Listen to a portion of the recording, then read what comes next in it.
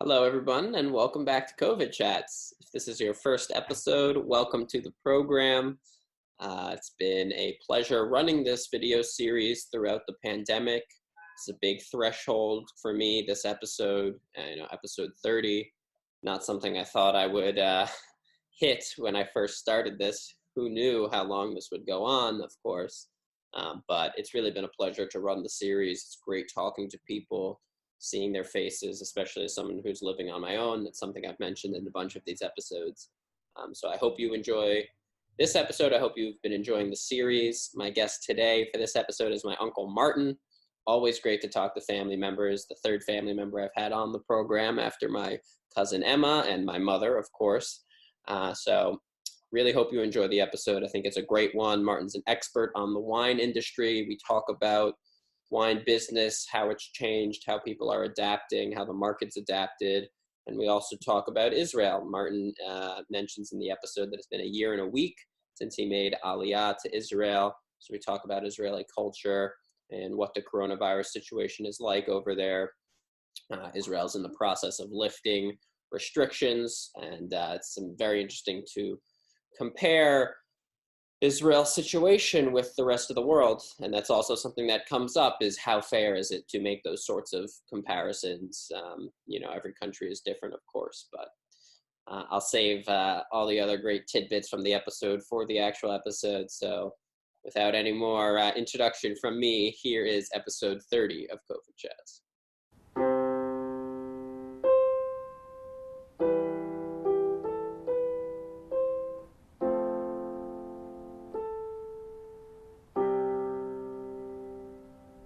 Hello, Martin, and welcome to episode 30 of COVID Chats. Well, great to be on the program with you. I'm so honored. I'm excited to have you here. You, of course, have been watching since the beginning and giving me a lot of helpful feedback, so I appreciate that. Thank you for your continued support. I had to have you on. I have a bunch of questions for you regarding the wine industry and living in Israel and all of that. But before we get there, I always ask my guests, how are you? How are you doing? I am doing well. I have fortunately avoided the virus. So I've been healthy. We've been in confinement. Israel is just starting to come out of confinement.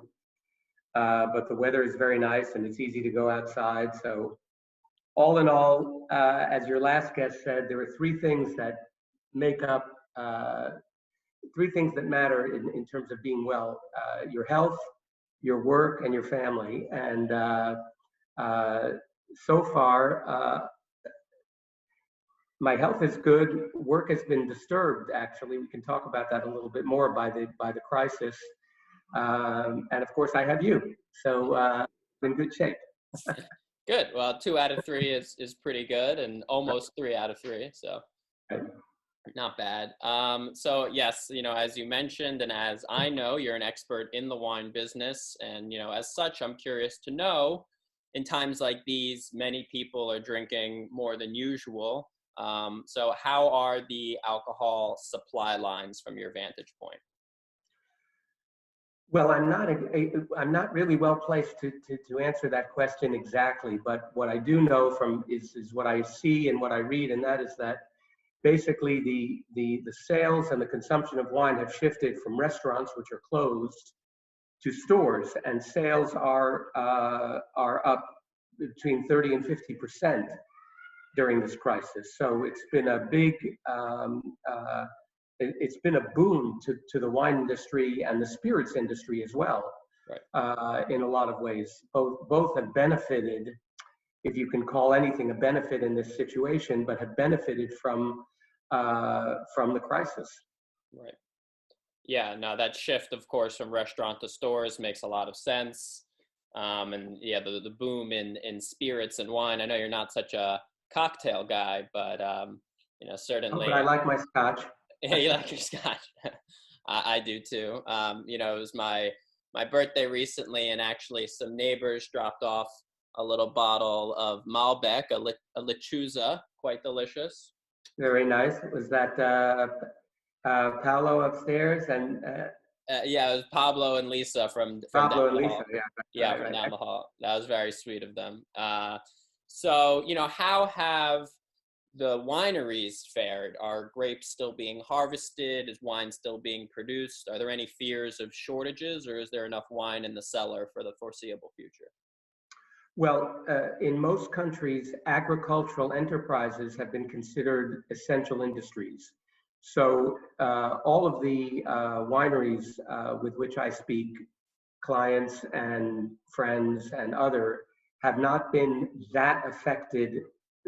I'll qualify that by the crisis, meaning that they are able to go to the vineyards, they're able to take care of their vineyards, they're able to be in their cellars, they're able to take care of their enterprises, take care of their wineries. Mm. In fact, next week I'm visiting two Israeli wineries. Uh, so the wineries have not been shut down for production purposes. However, workers uh, at the wineries, workers who have to prune the vines, workers who have to take care of the vines, who have to manage, have been in the situation that workers have been in all over the world in different situations, have been affected by the crisis, which means that labor has been in some cases restricted.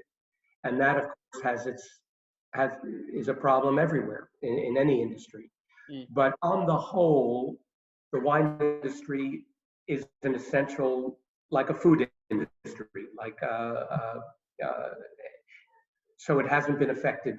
There's been no shutdown in the wine industry per se. Okay.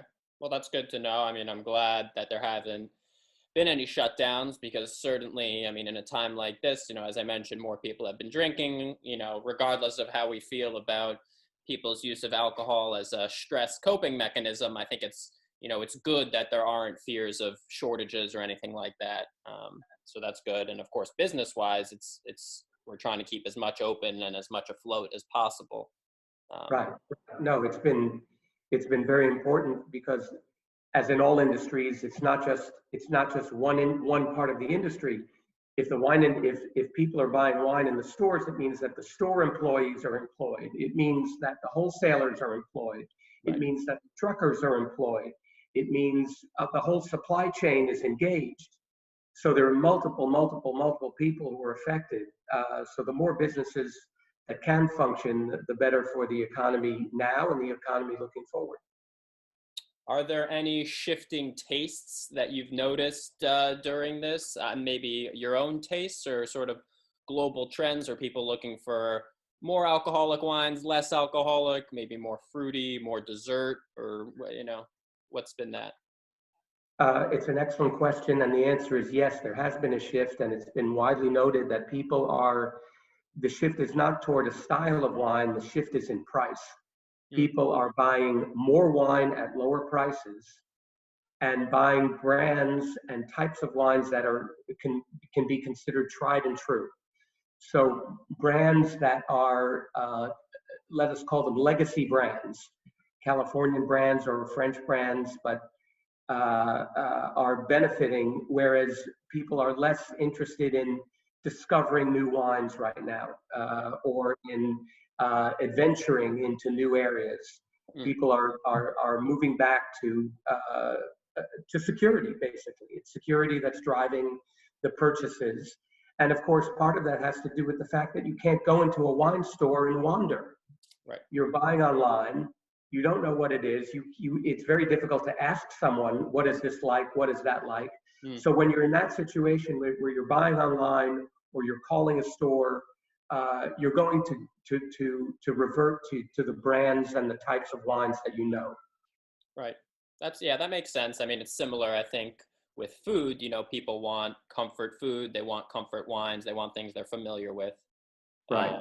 Interesting distinction there, though, between wine and food, because there's been a lot of, baking online. People are trying to make new dishes and things like that. But of course, that's difficult with wine, as you mentioned, because you can't go to speak to someone who's knowledgeable and you can't be in the store and do the tasting. So, Right. Exactly.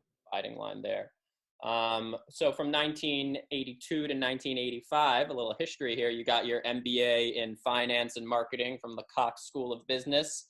I'm interested to know, how has wine marketing changed in the digital age? Well, it's the answer is in your question, digital. Um, but the wine, the way that wines are marketed has changed, but the fundamentals have not changed in a lot of ways. Um, the wine marketing is a strange beast in a certain way, in that it depends on a real connection between the wine drinker, the wine buyer, and the wine producer. Mm. And any way that you can shorten that connection or make that correct connection direct improves the possibility that the wine will be sold and that there'll be satisfaction somewhere. And the classic example, of course, is visiting a winery. When you visit a winery, it's almost impossible not to fall in love with the winery and fall in love with the wines and to buy the wines. Right. So the goal of wine marketing somehow is to recreate that experience at every step of the way. And that's very, very difficult to do. Now, part of what's happened in this crisis is exactly what we're doing, which is Zoom and Google Meet and all of the new ways that people can interact. And that's made virtual tastings it's really made a boom in virtual tastings. And that can only go, however, so far, because with a virtual tasting, you have to be sure you have the wine. And again, it's not exactly the same as having your feet on the ground at a vineyard or at a winery and tasting the wine with the producer. But certainly, I think going forward, as the crisis ebbs, if it does, or how it does, the use of video technology and the use of digital applications will stay in place for marketing of all kinds of products, but especially for wine. Mm. That's interesting. I mean, I understand, wine tastings, virtual wine tastings being in a bit of a boom right now because it's kind of the best we can get, but certainly not quite the same as, being in person. I think we've all found that, these Zooms are as good as we can get. So I've been doing as many as possible, but it won't bring you quite the same experience. Have there also been virtual wine tours, like walking through a vineyard with somebody, or is that? Yes, most wineries are creating virtual tours of their wineries, which are going to be used widely now. And yes, the answer is yes. Almost all wineries who have the ability, and most do because the technology is not expensive, are creating virtual tours.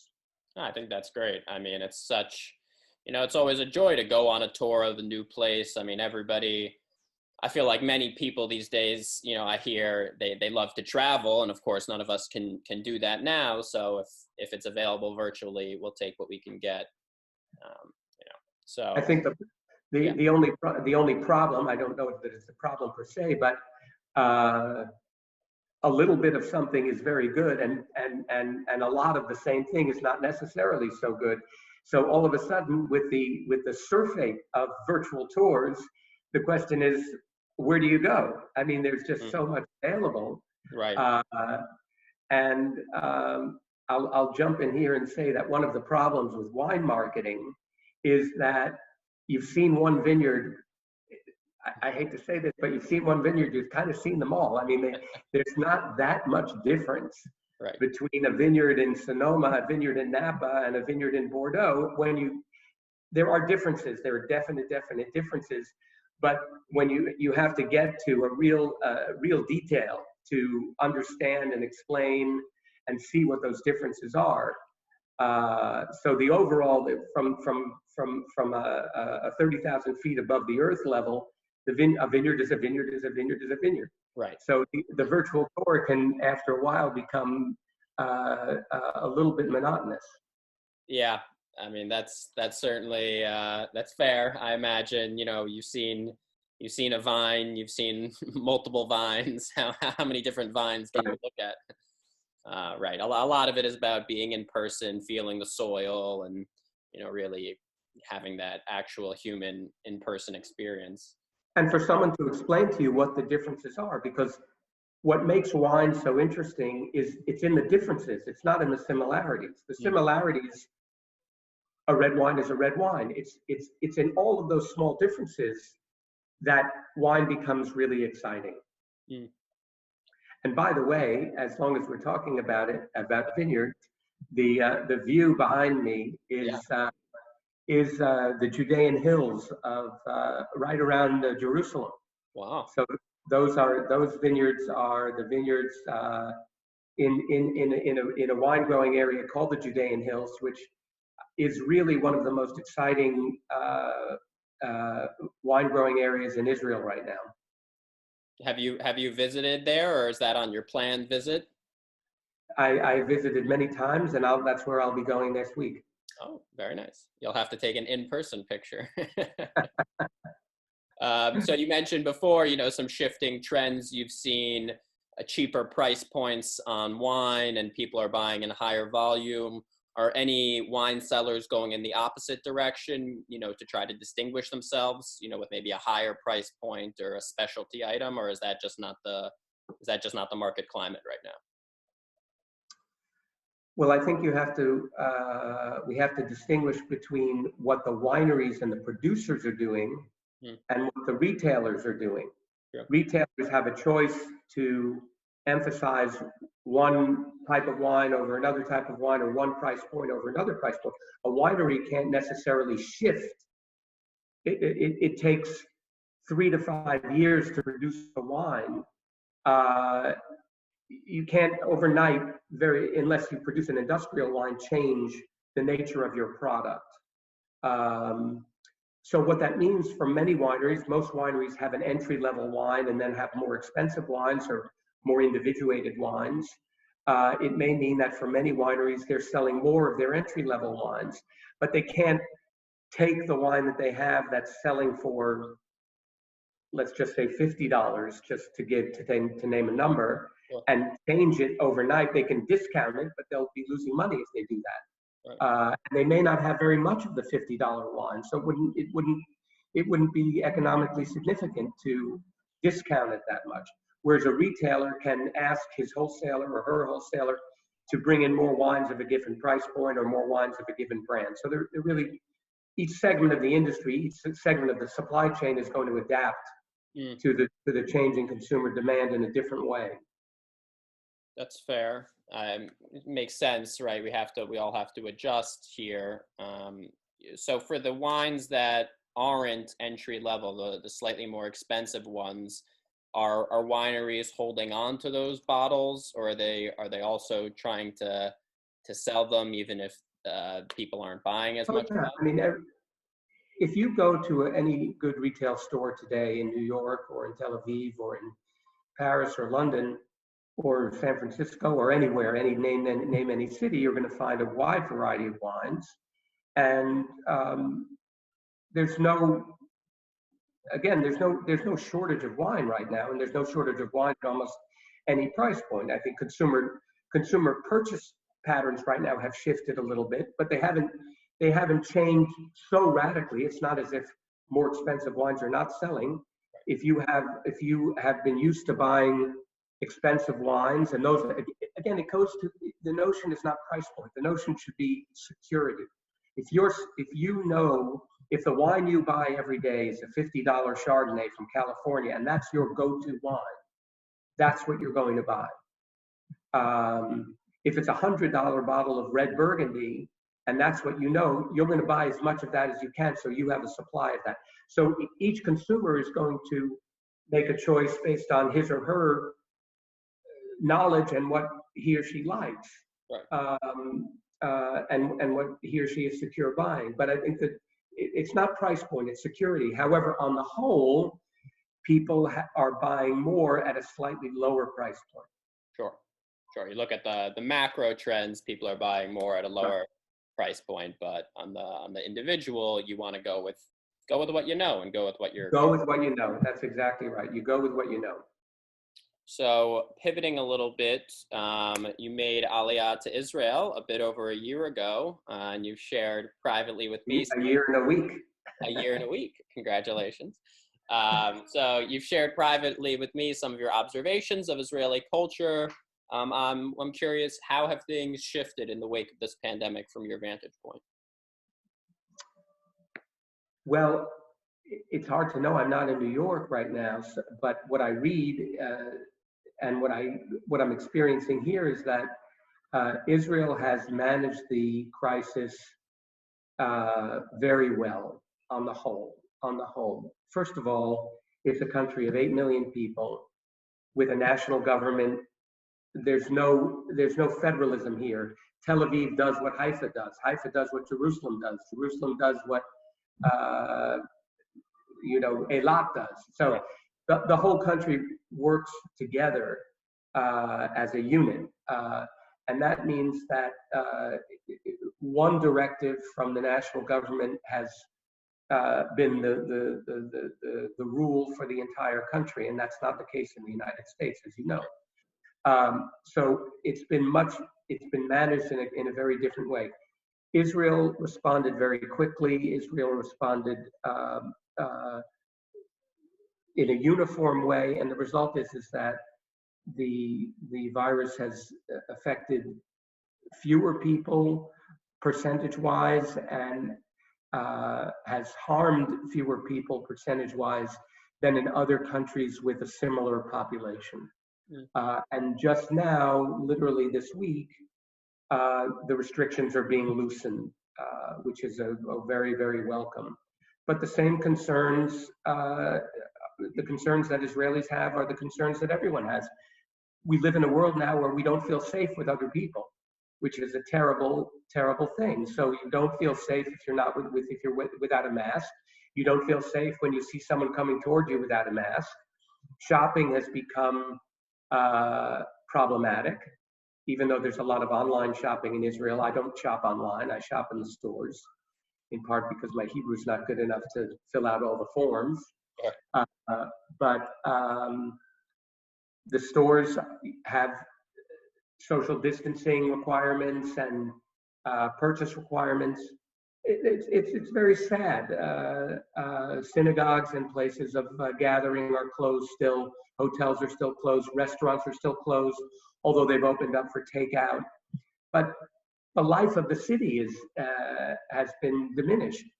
And along with the life of the city, really what I mentioned before is what I'll mention again, is this fundamental distrust that you have of your neighbor, which is really upsetting. It's a terrible thing. Yeah. I mean, we're social creatures. We're social animals. Yeah. We want to be with other people. I know I've certainly felt that pain living alone for these past 2 months. I mean, I'm just trying to give somebody a hug, you know? Right. No, absolutely, 100%. So with the lifting of restrictions in Israel, I know you've gotten outside a little bit, maybe for a little bit of a walk here and there. Are people still wearing masks and gloves? Few people are wearing gloves, at least my observation. Many people do. But everyone is required still to wear a mask. So you have to wear a mask. The problem is that I see is that people wear masks, they put them on, and then they hang them below their chin. So they're wearing them formally, but they're not wearing them in fact. So I'm not sure what benefit that has. But I think when you go outside, if you're by yourself, you don't really need, you can have the mask below your chin. It's important to wear them when you're in contact or in some proximity to other people, both to protect yourself and to protect other people. Right. Yeah, there's a wide variety of observance, let's put it that way. Yeah, I mean, that's certainly true here in America in terms of observance. It's interesting to think of Israel. You mentioned how the compliance is greater because each city follows the rule of the federal government. There's a united sense, and here in the United States of America, there's a lot of division. There's, different states are doing what they want. People are protesting the virus like it's something that can be protested even. So, that's certainly difficult to see. I think what I've observed, reading the American papers and seeing what's happening in Israel is that the politicization, that's not the right word. I got that wrong. Politicization. Right, of the virus has not occurred in Israel. It has not become a political football. It's considered a medical emergency. There's been a lot of articles about the economic urgency and the social issues. But the medical issue has not been made a political football, as I think to some degree it has become in the United States. So Israel has avoided that bitterness. Thank goodness. It really shouldn't be a political issue. So I'm glad to hear that in other parts of the world it hasn't become that. And you mentioned restaurants have been doing, to-go food and such, which is true here in America. Another big thing has been to-go alcohol with people's food from restaurants or bars. Have you seen that in Tel Aviv? The same. You can buy wine at restaurants. But in general, the alcoholic beverage rules in Israel are much more lax than they are in the United States. So retailers and restaurants can sell alcohol to private individuals, or wholesalers can sell to private individuals. There aren't the same kind of restrictions on the sale of alcohol in any case, even when the market was open. But now, yes, restaurants can sell wine when they sell food without a problem.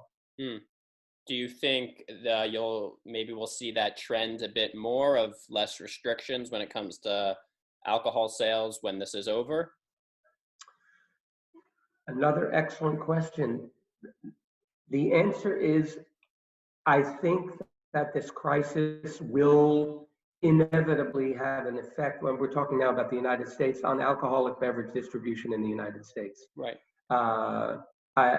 It's already clear that there will be a lot of pressure to allow online sales across state borders.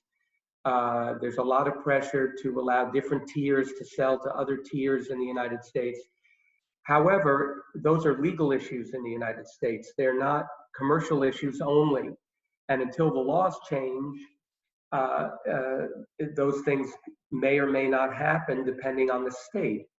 But I think there will be a groundswell of support among constituents and therefore among voters to see many of the laws changed in that direction.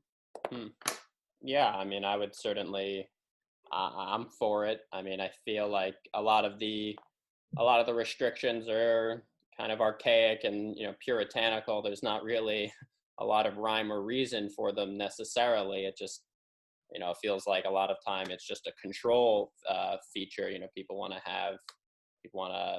Businesses, companies, or the federal government wants to have control and not allow certain things to happen in terms of sales of that sort. So that your description is not 100% accurate in this way, in that at the end of Prohibition in the United States, it's a very complex history. Control was given to the states, and for good reasons in the idea, rather than the federal government. So in fact, the federal government got out of the legislation of alcoholic beverage distribution and gave that authority to the states, which is one of the problems now, is that every state has different regulations. New York, New Jersey, Connecticut, each has a different regulation about alcoholic beverage sales. Even though the three states are right next to one another. Massachusetts has different regulations. So I can't go into the exact history, but the evolution of alcoholic beverage distribution in the United States had to do with the 21st Amendment, the elimination of prohibition, and then of course we had the period of prohibition, and an attempt to manage alcoholic beverage distribution so that it would not fall into the hands of organized crime. That was one of the objectives. It's almost a catch-22, right? I mean, we don't want we want the states to have their own control so that there can't be, as you said, organized crime or sort of uniform rules that we don't agree with, but then at the same time having individual states with all these different rules creates all of these issues with compliance and trade and whatnot. Yeah, no, it's a complicated issue in the United States. And the other thing to say about that is that when the laws were created in the 20s, I think, most of the concern was for spirits. It had nothing to do with wine. the writers of the laws and the laws themselves could never anticipate the boom in wine sales and the boom in wine consumption. Mm. In most countries, wine is considered a food product, not an alcoholic beverage product, Mm. subject to the same restrictions as selling eggs or meat or cheese or butter or coffee. And to some degree, that's really what it should be like, separate from the selling of whiskey or bourbon or vodka or rum. But the reality in the United States is that all alcohol is grouped as one type of product, and so wine, which struggles with the alcoholic beverage legislation because it's a completely different kind of product, falls under the same legislation. Mm. I didn't think I realized that actually. Have there been any other ways in which the wine industry has been impacted by COVID that maybe people wouldn't think about or that they just don't know about? Well, the first thing is I'll just mention what I mentioned, which is that the wine industry uh, there are a lot. It's nice to go to a tasting room at a winery, and it's all very genteel and very nice, and you're tasting wine, and it all seems wonderful. But you have to remember all of the people who work as agricultural workers, Mm. who are riding tractors or riding farm animals, or who are pruning vines, or who are picking grapes. These are backbreaking and low-paying jobs, and those people are very vulnerable. And in times of crisis like this, they're the most vulnerable, as are workers in other industries most vulnerable. So I would say that the crisis has definitely affected that segment of the population. Not, of course, it's affected winery owners as well. Right. But on the whole, it probably has. In fact, I know that it has restricted the labor pool and hurt various families, in individual places. So this virus is does not discriminate. It's people who discriminate after it, but the virus does not discriminate. That's true. And so yes, it's affected the wine industry in that way, as it's affected a lot of industries. But fortunately, as I mentioned, agricultural industries in most countries are considered essential industries. So the wineries have been able to operate, and the workers have been able to go into the vineyards. Have those vulnerable manual workers seen at least a temporary pay raise of sorts? Certainly it's happened in the US a little bit. Whole Foods has been paying another $2 an hour to some of their grocery store workers and things of that nature. I really don't know. I think that's probably, I really don't know. The only thing I can conjecture is that it's on a winery basis, and it depends on the size of the winery. A company like E&J Gallo, which controls thousands of acres of vineyard and employs thousands of people, I assume, is very different from a small estate in the Napa Valley or in Burgundy, which may have 5 workers. So I'm sure it's on an individual basis, but I haven't read much about that, so I don't know. Mm-hmm. And, I read an article you were featured in that you posted to LinkedIn. You have a new venture with a former colleague, Peter Bromwich, if I'm pronouncing that last name correct. Roger Baumrich. Roger Baumrich. Yikes. That's on me. But, something that was mentioned in the article was that COVID hasn't impacted your venture that much because you guys are used to working remotely. And being away from each other. How will things shift when they go back? Will it just be that you'll be able to visit, in person and do in-person things, or? Well, COVID has affected our business. It has affected our business because it's much harder our clients. First of all, it's not that new a venture. The article was new, but the venture is not that new. So let me make that clear. And it's Roger Baumrich, by the way. We both mispronounced his name. But Roger is a dear friend of mine, and he and I were both marketing directors at Frederick Wildman. He before I, and he's a wonderful, wonderful person. delighted to work with him. But our business is consulting, so it's a separate business. We're not selling wines; we're selling advice. We're selling strategic recommendations, and we're selling strategic marketing plans. Mm. What we've seen and what the article pointed out, and what we're happy about, is that wineries and importers that are looking forward to a period past the conflict, past the crisis, are starting to make inquiries. So we're hopeful that as people start to think about the fourth quarter of this year or 2021, that we'll see an increase in inquiries for our services. Mm. But we have one important client who pressed the pause button on our work because the winery was not shipping wine, so there was no reason, there was no way that we could engage with journalists or with restaurant sommelier, and therefore he said, well, let's just wait this out. So there's been a kind of a furlough, if you will, for a period of 3 to 4 months. We're hoping now, and in fact, we have a conference call next week to start the wheels turning again, because we see that the markets will open, even if restaurants, as you mentioned before, restaurants are selling wine with their takeout food. So we're hopeful that we can go forward. And the wineries that I'm visiting next week, one of the wineries I'm visiting next week is a potential client. So that's what we're doing. We're trying to we're beating the bushes to see if we can shake some fruit off the vines. Beautiful analogy. Yeah, I didn't mean to say that you hadn't been that your business hadn't been impacted by COVID. Of course, it Right. certainly has. I was just referencing a little bit of what the article. No, I understand. No, the article was very flattering and very welcome and very appreciated. Yeah. So, one sort of final question for you, and then I have a fun way to close out. But my final question is regarding, how does the U.S.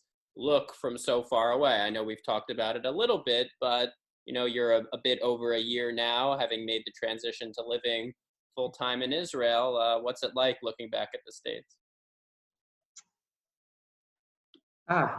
Let's see. That's a big question. That's like an elephant. Do you take it by the tusk or do you take it by the tail? I would go, come from the front, not from the back. Come from the front. I guess so. I guess that's the right way. Well, what I would say is that the United States is a very resilient country. And often is slow to respond to crises, but generally manages them very well once it sets its mind or our minds to the problem. So I think on the whole, yes, it's obviously been a difficult time for the United States and a difficult time especially for New York. Yeah. But I have confidence that the United States will come through this as most countries will. And the United States has different issues than France has, than Sweden has. And it's really not fair to compare the situation in the United States with the situation in Israel, for example. Yeah. Each country has to adapt on its own. But I will just say this one thing, to quote Bill Clinton. Bill Clinton said, and I like what he said about the United States. He said, "Never bet against the United States. You'll always lose your bet." And I think he's right. I think that the United States is still an exceptional country, and I don't mean that in terms of better or worse. I mean that it is unique, unique in the way it was founded, and unique in the way it functions. And it has in itself tremendous strength. So I'll go with Bill Clinton. Never bet against the United States. I think that the disease has been difficult, but let's see what happens this summer and what happens into the fall. Right. Yeah. No, the disease has been a big challenge. We'll see with the lifting of different restrictions, starting in New York in 2 days. That'll begin the first phase of this. I'm very hopeful that we won't see a big sort of second spike, second wave that people are talking about. That would just be terrible to drag this out any further. And no, I agree with what you were saying as well. I think it's very hard to compare countries and how they've handled it. Frequently that's just to try to blame people or to, pin responsibility. But, every country is different. And, the population in America is completely different than the population in Israel. It's really an impossible comparison. So closing out here, this is a new thing I'm going to try to do on the program. What are a few things that you can't wait to do again? Well, I will start with something that you and I share. I love you and I share. I can't wait to go to my favorite restaurants. Same. That is, I miss my restaurants. I miss my restaurant people, my friends. I miss my customers. So that is the first thing. And I think in Tel Aviv, which is new for me, I'm looking forward to going to the beach. Yeah. Summer on the water. Right. Very well. Thank you, Martin, for being on the program. I very much appreciate you sharing your time and expertise and knowledge with me. Thank you for having me. It's great to be on the program. I love the program, and keep it going.